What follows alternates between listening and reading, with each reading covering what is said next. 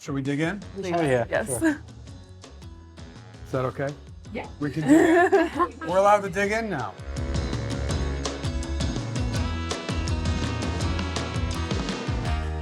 I'm going back to school today. I was given the opportunity to have a little cooking class with Chef Marc Murphy here at ICE, where we are both alum. I really admire his career. He's opened a lot of great restaurants and worked at very great places. I can't wait to watch Marc cook in real life and then get feedback on a dish I make for him. I grew up watching Marc on the Food Network, so this is a really, really exciting opportunity. Hi, my name is Marc Murphy. I'm a chef here in New York City.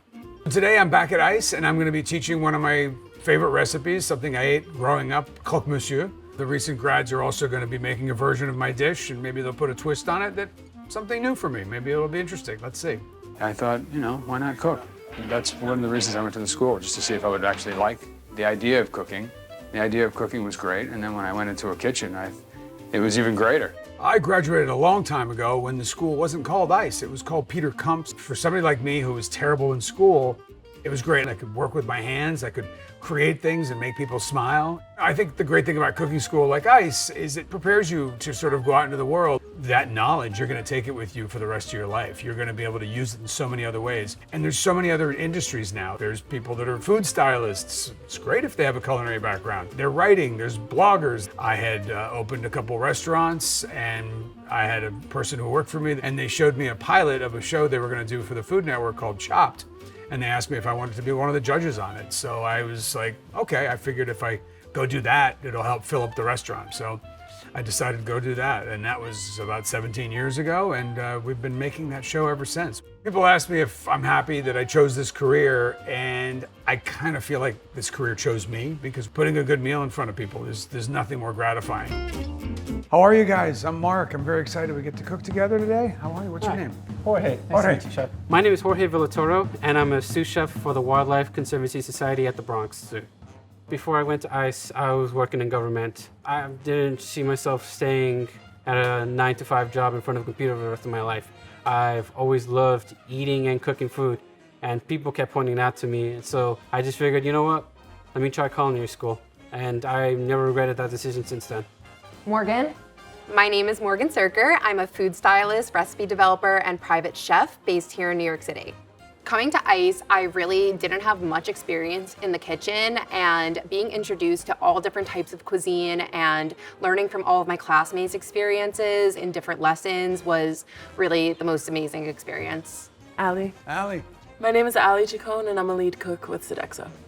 My favorite part of the culinary arts program was getting a chance to meet a lot of like-minded individuals that had the same kind of passion I did. It was huge to me that I could get in the kitchen straight out of high school, get my education, and before some of my friends were even done with their freshman year of college, I was on my externship, already in the real world, getting all the experience I wanted. All right, guys, let's go get cooking. Come on, let's do this.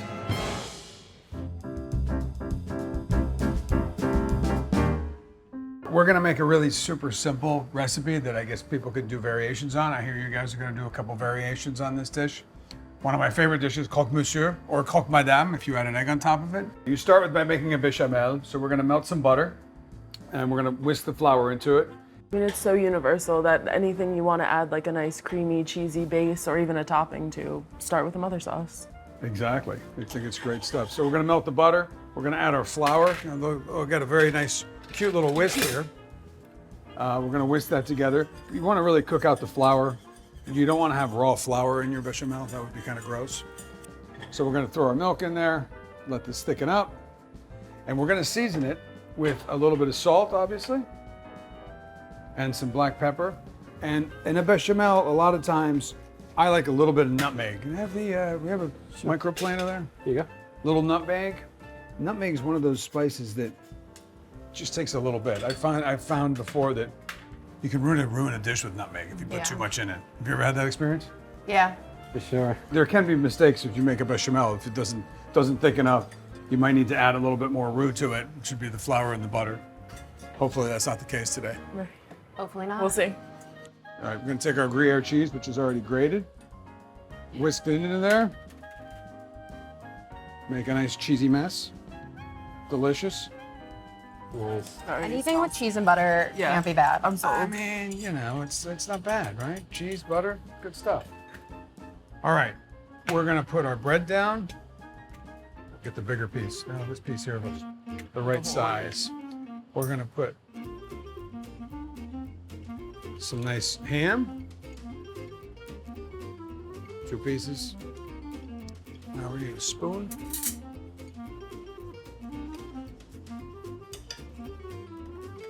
And we're gonna put a little on top.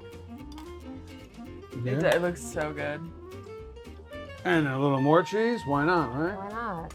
I mean, you And it's see so why, right? simple for such like a complex flavor. No, I mean, you make this for somebody, they think you're fancy. Here it is, guys. It looks pretty beautiful, right? Yes, It's gonna look pretty better good. once we get a little heat on that. Absolutely. So one of the great things I love that goes really well with a little Croque Monsieur is a little Frisee salad. I'm gonna throw a little fennel in there, some radishes, some walnuts. But first, we're gonna make a quick, simple, easy vinaigrette. A vinaigrette that I make all the time at home. It's just a little bit of Dijon mustard, just a splash, a little bit of honey, very little bit, and red wine vinegar.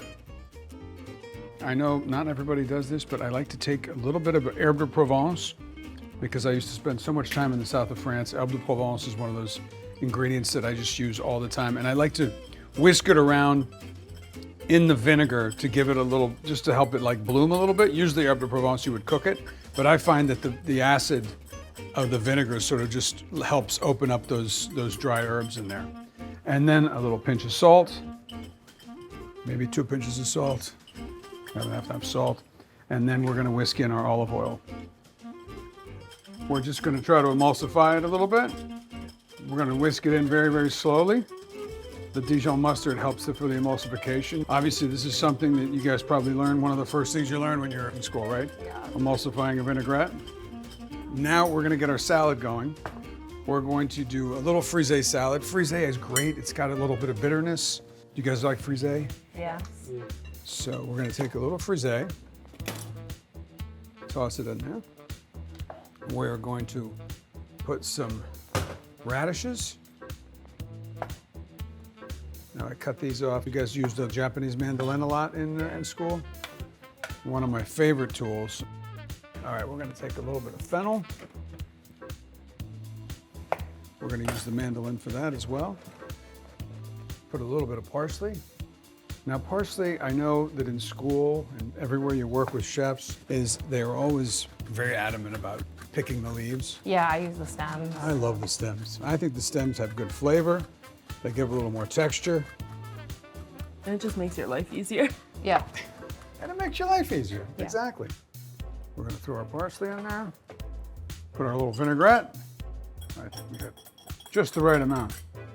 And then I'm gonna throw some chopped up walnuts in here too, lightly toasted. Just bring out some of those oils. All right, the salad's ready. How's it looking? We're ready to plate it up. Let's grab a plate. And here it is, the Croque Monsieur with a nice little salad on the side. You have the knife, so we'll let you portion it for Okay, us. here we go. All right, hop in.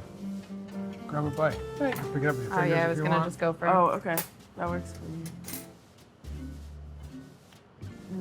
Oh, that's good. Oh wow, that vinaigrette is so good. Well, this is a pretty simple dish, but I can't wait to see your take on this recipe. Can't wait to show you what we got. I'm excited to put my twist on it.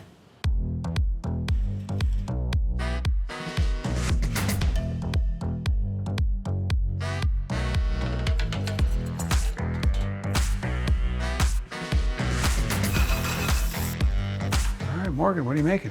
Hi, chef. Got a little bechamel there? This is a tahini bechamel. Whoa, wait, so wait, you made a bechamel and just folded tahini into it? Yeah, kinda. May I? Yeah, go for it.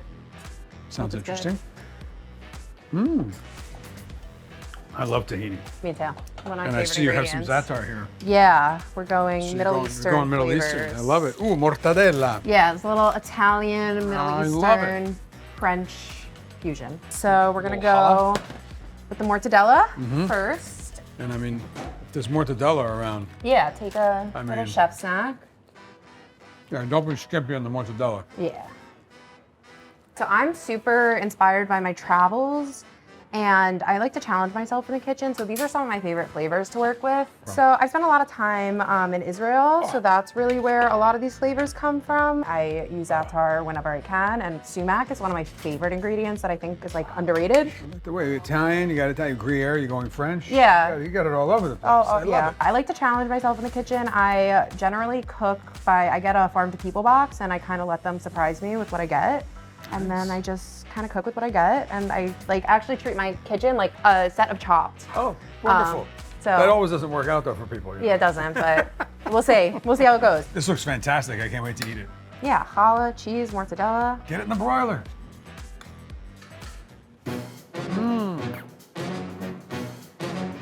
All right, I'm ready. What are we doing? I'm making a soba noodle salad. Yeah, a little bit of honey. And sesame seeds, used all over the world. Sesame seeds are one of my favorite. It's unbelievable that, I mean, they're in every cuisine you can possibly find. It smells great. I don't know if you even remember meeting me, but we met on the set of Chopped when I was a teenager. It was a Chopped team tournament. I had electric blue hair. I've run into people that there were Chopped Juniors, but they were We look like completely 12 or different 13. people. Yeah, it's a couple years ago. Yeah, no, it's been a while. So that's why. No, Did you enjoy your experience on Chopped? It was an amazing experience and definitely, fueled the passion for cooking. Very emotional, wasn't it? You know what? It made me stronger. Well, all right. We can't wait to try the finished dish. And what shape are you going to do the pasta? And a loti. Oh, okay. Oh, wow. It's going complicated when we go down one. Yeah. Thank you, chef. Oh, no. Oh, no. It's okay. You're good. You saved it. Beautiful. Oh, man. I was nervous right now, Recky. Huh? Oh, good God. Just go. Keep going. What's your filling? Ricotta cheese, basil, parsley, a little lemon zest. Delicious. You've been here for a while. What are some stories you have, like young chefs coming out of culinary school? Actually, I have a niece of mine who works. She's now in the cooking field. I told her, just go to work and listen, do what the chef tells you to do. It's his recipe or her recipes, and do that. And then you don't have to agree with everything, but they're the chef. They're the ones telling you what they want for their restaurant. And then you can have your own ideas. You can do your own thing when you open your own restaurant.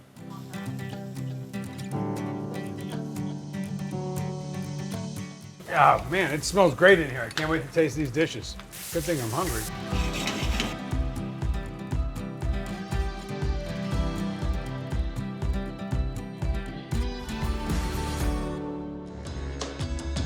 So Jorge, what'd you make for me? So I made you a Croque Monsieur and a loti. So it has pancetta in there, some sage crumbs. I made the pasta from scratch, fresh. The filling is ricotta, mozzarella, Parmesan cheese, Gruyere, a little parsley, basil, chives, and of course bechamel with like 3 different cheeses in it. Delicious. Thank you, thank you. I love the seasoning. The salt level's great. You've got all those flavors in there. I love the Gruyere flavor, all the different cheeses. You brought other flavors to the party. It's delicious. All right, thank you, thank you. All right. So what are you gonna eat? Because this is what I'm eating. Come on in, have a bite. Oh my God. Thank you very much, chef. I think presentation, beautiful. I love the breadcrumbs on there for texture. I think it's really, really nice. Exactly. Well, that's great. I love the bechamel being used in a totally different way as a sauce for the pasta. It's great. Really, really nice. Very ambitious. It's a simple dish. It's not too complicated. I mean, making agnolotti, I think is probably a little more difficult for most people at home, but you're a trained chef. You know how to make pasta. Thank you so much, chef. Thank you. This is fun. All right, Morgan, what have you made for us? I made a take on a croque monsieur that is a little Israeli Mediterranean fusion, some Italian fusion, some French vibes. So we have thick challah that was toasted in some za'atar oil, and then mortadella, tahini bechamel, and then topped with Gruyere, some pickled shallot, pomegranate molasses, a little bit of fennel frond, and then the Frisee salad has pomegranates in there. It's sitting on top of a whipped labna that has some Aleppo, some sumac, some za'atar. Those spices are throughout pretty much everything. This is a definite Mediterranean, like, Croque Monsieur. Yeah. I love it. Can I dig in? Please. Yeah? I'm gonna mess up this Go for dish it. of beauty here. Going right in. Wow. I love the pomegranate molasses. It's one of my favorite ingredients think that doesn't get used enough. I never would have thought of putting tahini in a bechamel, but I absolutely love the idea. I like that. This is beautiful. I love it. Thank you. Is it okay if I have more? Please. This to me, it's very inspiring, and it's also, it has a very good point of view. I can see that you already have a good point of view in your cooking. Yeah, I want my food to be fun and accessible, like kind of challenge people's palates, but not in a super crazy way. This is not something I typically would make, so super fun to have the opportunity to do that and to take some inspiration from your style. Well, beautiful. Well, thank you you. so much. So you made something interesting here. What do Yeah. you got? I have a banh mi. Okay. I've got a little frisée on there as a nod to you, some radish. But my bechamel is a little different. It is a miso gochujang sriracha sauce. I have to say, I snuck into your station and I tasted that. Absolutely Thank you delicious. so much. I love that we've now seen bechamel used in 3 totally different ways. Yep. It's blowing my mind. Yeah, I it's- never would have thought outside the box like this, but obviously we get inspiration from everywhere. I've always loved Asian cooking. I was given the opportunity to help start up an Asian bistro about 10 months ago. So also you have a little side dish here going on here. Yes, What's so, going on? well, you made a salad, so I made a salad. We've got a soba noodle salad, sesame, rice wine vinegar, lots of fresh veg, bell peppers, there's that radish again, just like your salad. It's one of my favorites. I also did a quick pickle on some radish, cucumber, and carrot that's on the sandwich itself for you. Thank you. Thank you. Refreshing, lively, bright, acidic. And then we've also got a seared pork on there to kind of nod towards your ham.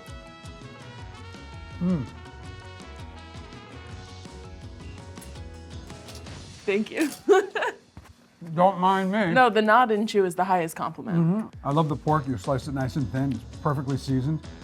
The heat level is up there, but no, doesn't kill you, That's definitely a personal preference. which is Because something that I like a lot. This is delicious. I love the inspiration.